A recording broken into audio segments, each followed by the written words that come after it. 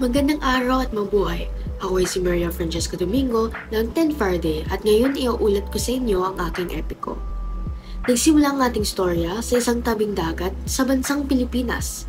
May batang lumalangoy dun na may pangalang Francesca. Habang siya ay lumalangoy sa tubig, naramdaman niyang may tumama sa ulo niya. Nung inangat niya ang kanyang ulo at tumingin sa kanyang paligid, nakita niya ang isang bahagi ng dalampasigan na dating malinaw at maganda. Ang tubig ay naging landfill ng mga mamamayan. Natakot siya sa nangyari sa dating marhilag na dalampasigan at nangako siyang ibabalik ito sa orihinal na itong kagandahan.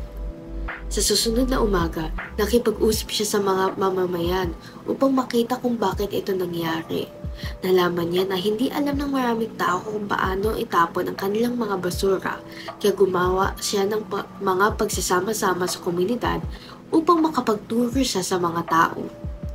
Maayos ang lahat sa komunidad hanggang isang araw ay nakita ni Francesca ang isang tow truck na nagtatapon ng basura sa isang maliit na lugar malapit sa isang dalampasigan na tinatangay ng alon.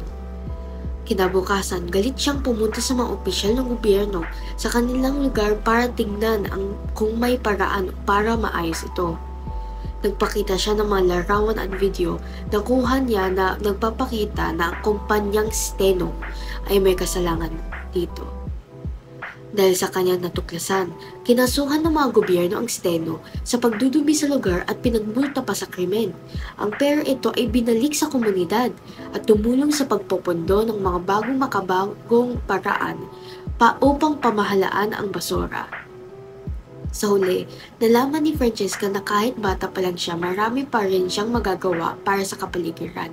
Ang kanyang mga ideya sa paglilinis ng komunidad ay natupad habang siya at ang kanyang mga kaibigan ay nagsasama-sama upang linis ang kanilang komunidad.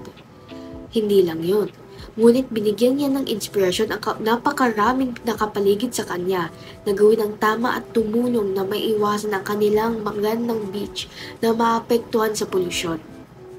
Maraming salamat po sa pagkikinig sa aking istorya.